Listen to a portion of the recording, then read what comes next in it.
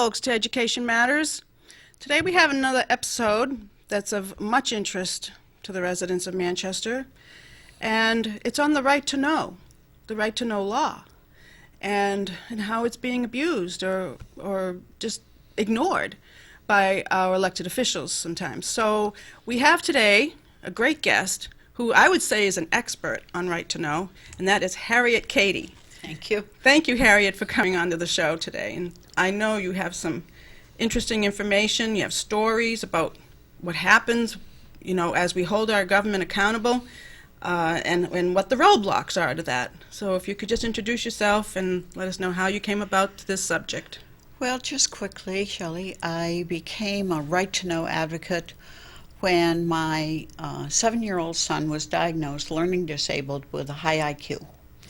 And I went to the school board, me, the mother who had raised the most money for the school ever as PTA president, and said, would you just have the teacher for 10 minutes at the end make sure he heard and wrote down notes for what she said?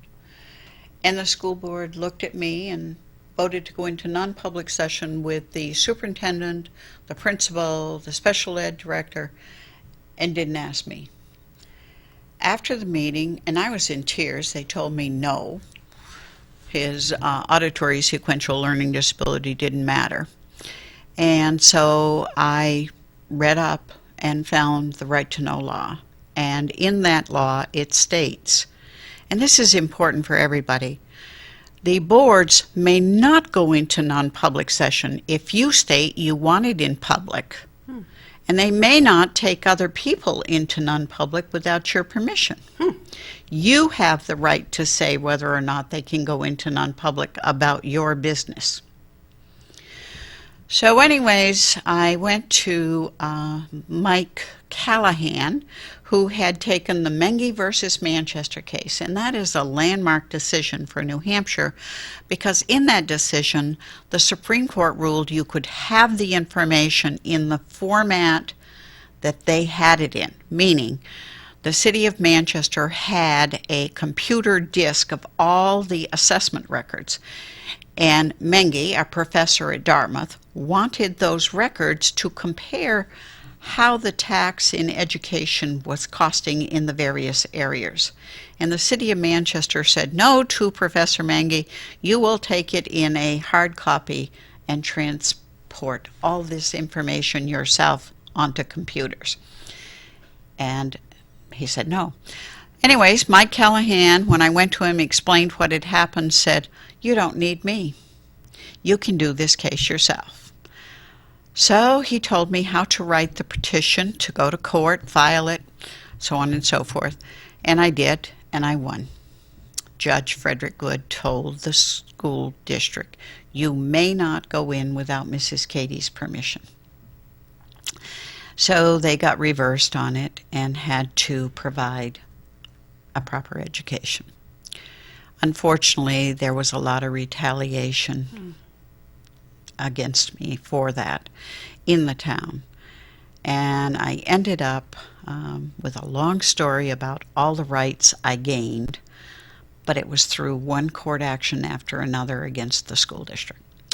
More importantly, that taught me the right to know was a very strong and important law for the citizen to know.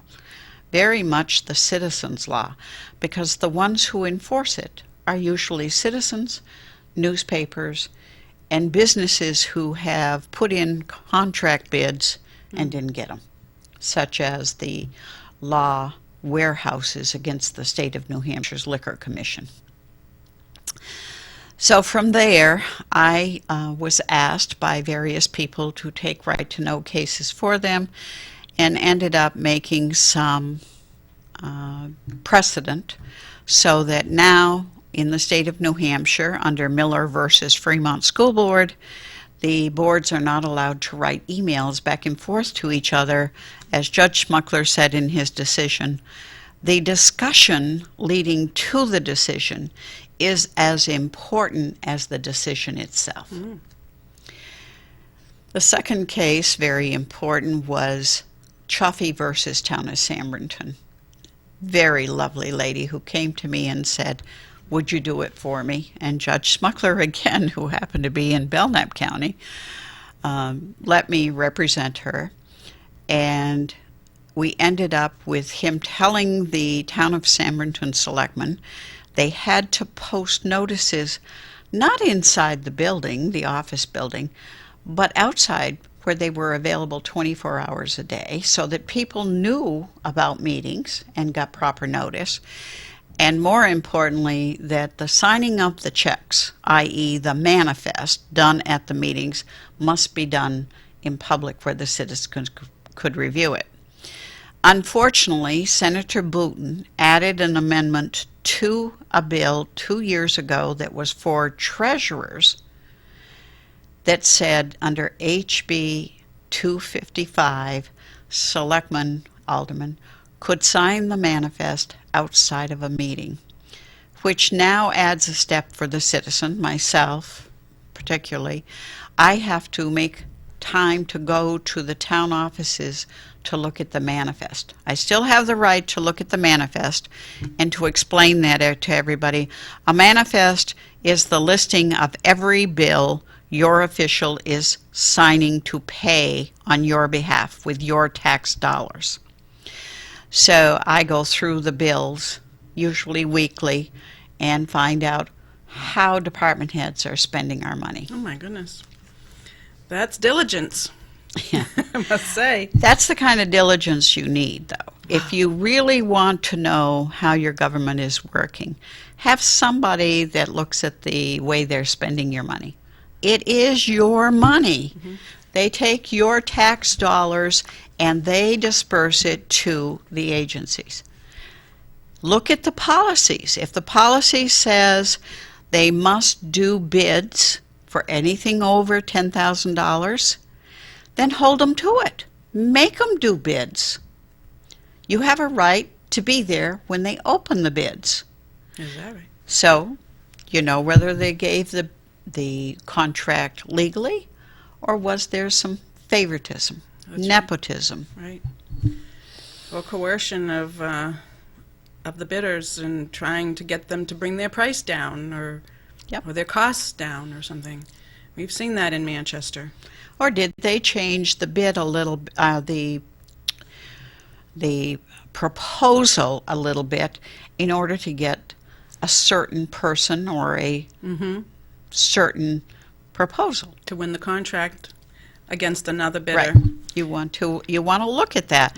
You have a right to look at the contracts, and you have a right to see if they change that contract after they've given it to somebody. Wow. Well, we have some issues with the municipal associations and the New Hampshire School Boards Associations and the Association of Counties. And you're calling that to the forefront as forced speech, I understand. Yes. In the town of Deerfield, where I live now, about $10,000 of our property tax money goes to the New Hampshire Municipal, the New Hampshire School Boards, and the New Hampshire Association of Counties organizations that lobby our legislature. They're trade groups, are they? They're Trade organizations. more than that. The Nonprofits. Supreme Court has ruled them. They claimed they were nonprofits and didn't have to answer, but under New Hampshire Firefighters versus New Hampshire Health Trust, which was a part of New Hampshire Municipal, the Supreme Court ruled they were quasi-governmental and fall under the right to know law. So you can call and ask them anything they do. Oh, my goodness. You have a right to see their records also. Anyways, I got sick and tired of going up to testify on bills, especially before New Hampshire Judiciary and the New Hampshire Municipal and County Government. Although there is one more factor to this, and that is they call your employees. So they might call the City of Manchester town city clerk to come up and testify before the New Hampshire Municipal. And remember, it's a citizens' legislature, meaning they represent you, not these lobbyists or any lobbyist. So when they come in, should they be given more preference than a citizen? And I've seen that happen. And they do. And why? Because the citizens that are serving you think, well, they're a town clerk, they must know, they must understand. But should they be able to be there at your cost, you pay their daily pay, and therefore when they are up there testifying, you're paying for it, to say, well, it would make my job easier if you would vote this law. But do they say if it will make your job as a citizen harder to register a car or to do something? For instance, why is it that in the city of Dover, the employees work 4 days a week? Aren't you as important to have a 5-day week? You have to work every day. Should you, the citizen who has to go to work, not be able to depend upon the legislator you elected to represent you, not the employees, not the assessors, not the police chief, but rather your thoughts, your reasons for wanting to be able to work easily within the government you pay for? Mm-hmm. That's your property tax dollar paying for it. That's right. So you're finding some problems with the counties representing us and the school boards representing us because of these associations that are predominantly going and lobbying for their causes? I'll give you a perfect example. They are the ones who lobbied House Bill 255, which is what Senator Booten put the amendment on, in order to not have to have them sign the manifest in public. They could do it anytime they wanted to come in and sign it. So, should they have been lobbying a bill that made it easier for the elected officials to do it when they wanted to? That elected official asked to be elected. Don't they know the responsibilities of the job before they go in? Should their job be made easier because they find it hard? If they don't want to do the job they were elected to do, why should they be up there lobbying to change the law to make their job easier and make yours as a citizen more difficult?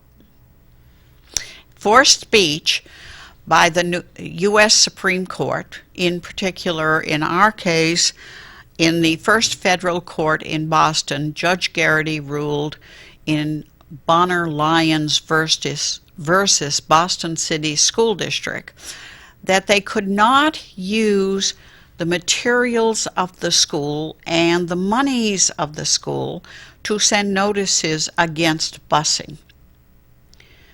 He further stated in his opinion that taking home that propaganda was using the children as mules for forced speech. Mm-hmm. In Derry Taxpayers versus Town of Derry, Derry School Board, the Derry School District had put a whole page in on why people should vote the bond issue. What the court in Concord Federal District Court ruled, once again, it's forced speech, sometimes called compelled speech. Because we paying for it, if you disagree that it shouldn't be voted as a bond, and I feel it should be voted as a bond, by them putting something out at the expense of all the taxpayers, they are using our money to compel us to support something we would not support. Otherwise. Mm-hmm. So what you want to look for in your town, are they ever, or in your city, are they ever using your money to lobby for something that you're against? If you're for it, you don't mind it. But if you're against it, you're saying, hey, wait a minute. Why should I have to pay not only to fight this, but to pay for it? So that's where the issue is with me and the New Hampshire Municipal Association, the New Hampshire School Boards Association, and the New Hampshire Association of Counties. I'm being compelled with my property tax dollars to pay dues to these organizations. As I said, in Deerfield, $10,000 worth of taxpayers' money, when I don't agree with them coming to the legislature to testify against right to know, or make right to know more difficult for the citizen. The transparency of government is essential to a free government. You must be able to know what your government is doing on your behalf in order to know whether or not you are being served or being made a subject of the government. So how do we put in check the municipal association? Was there legislation to try to combat that relationship between the cities and towns and Yes, the municipal association? About 4 years ago, maybe 6, Representative William O'Brien, who became a speaker, put in legislation that no public monies could be used for lobbying. Right. And when they got hold of it, they went to legislators, well, we wouldn't be able to help you anymore. Are they helping us? And I will say, I find some of the workshops put on by the New Hampshire Municipal excellent. Originally, in 1941, they were allowed to exist as a nonprofit to assist towns to learn about how to be a government official.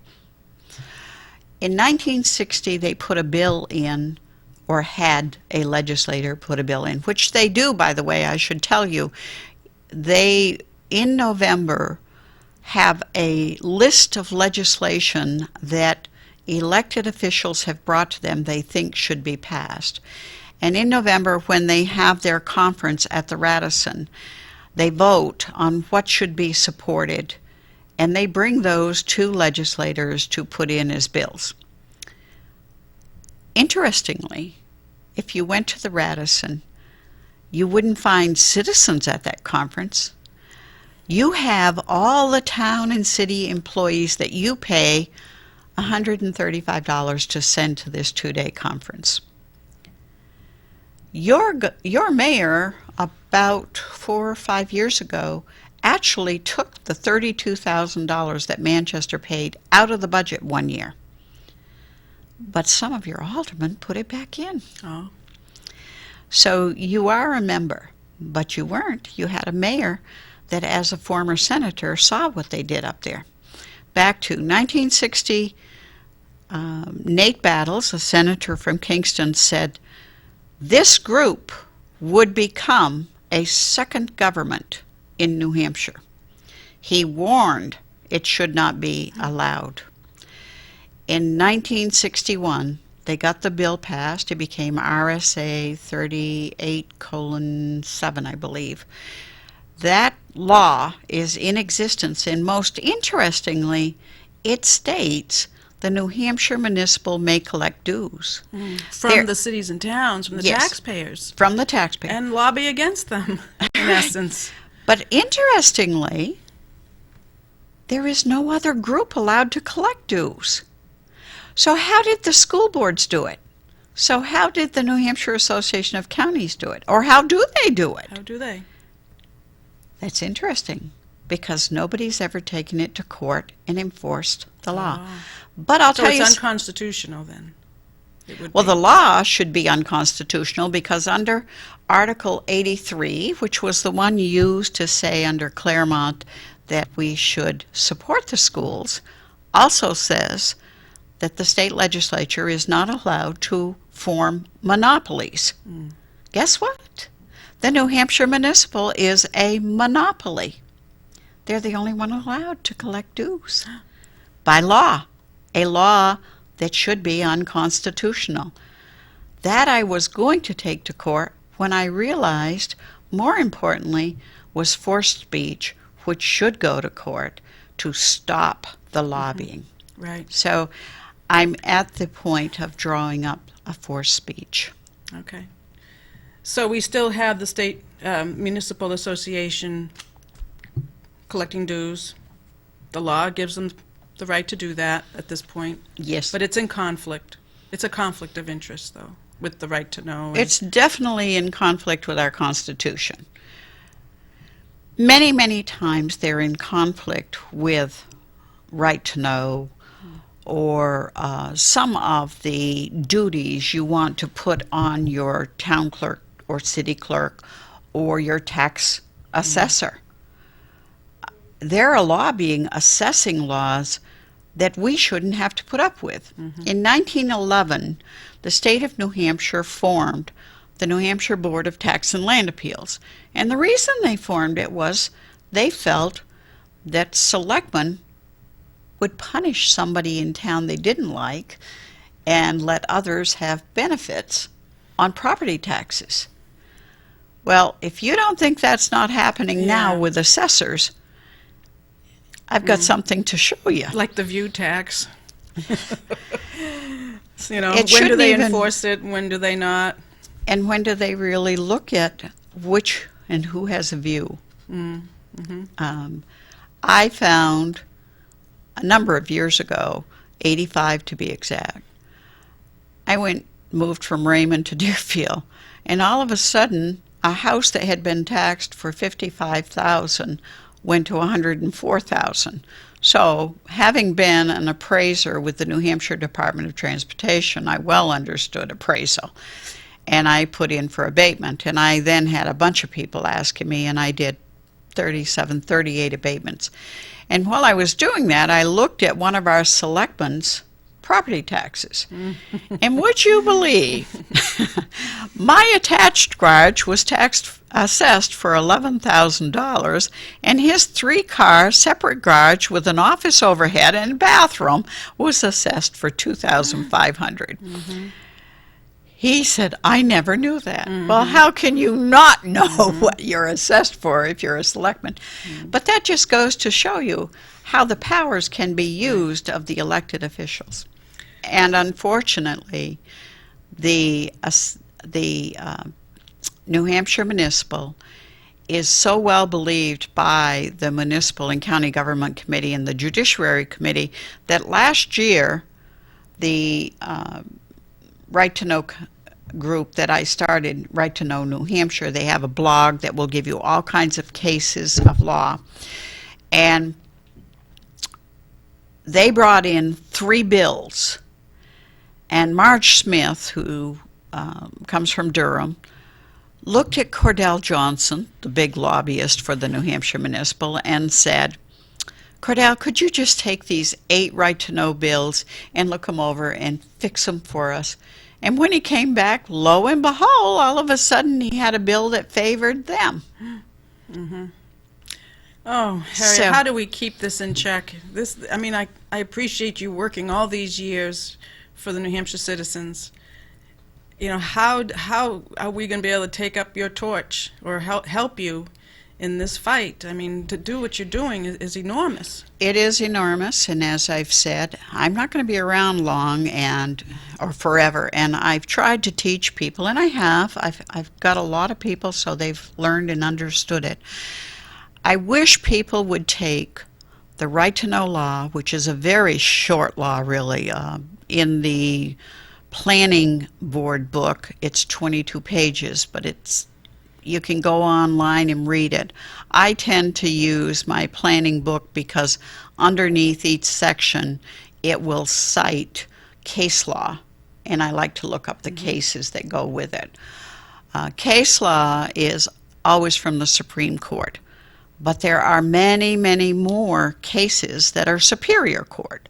So if the Supreme Court hasn't taken it up, the Superior Court case stands. Oh, okay. So you use the cases that do it. For 5 years, I served on the Right to Know Commission.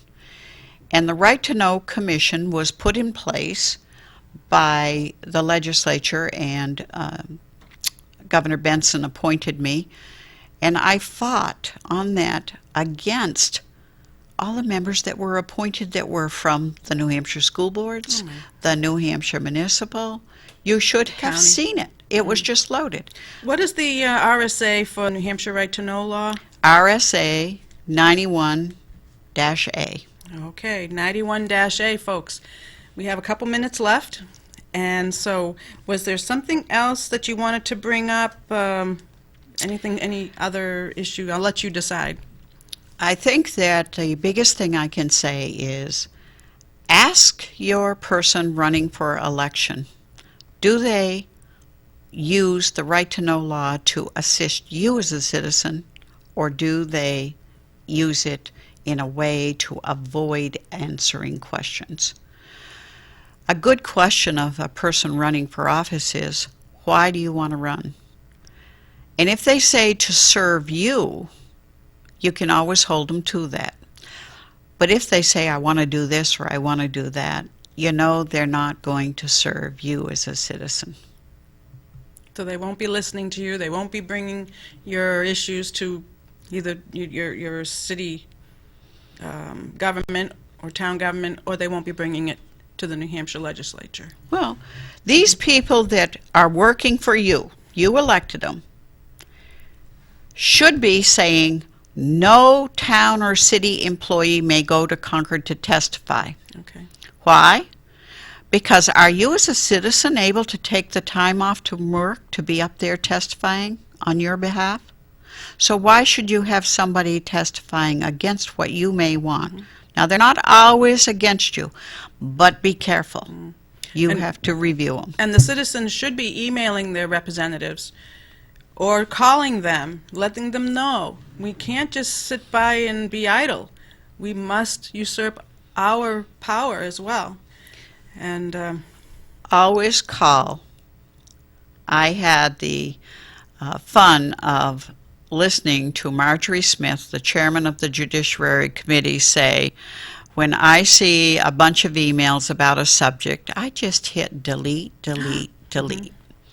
So if you email your representative, they get 1 million of them. So you may not be heard. But if you call them, you can. I buy for $4 the legislative roster in the clerk's office, and it has every representative's phone numbers. Mm-hmm. Those that are really great put in their cell numbers. It is on and the it has general their court. email. It is on the website. The Yeah, New Hampshire General it's Court. also on the website. Right. All right, Harriet, we are going to leave this conversation for now, but I hope we can resume another time, or maybe another producer's show, because there's more to know, more stories. Loads of stories. Okay. We thank you so much, Harriet, for coming on today on Our City Matters. We hope to take your advice in many ways. Thank you. Thank you. Thank you for having me. Thank you, folks. Take care.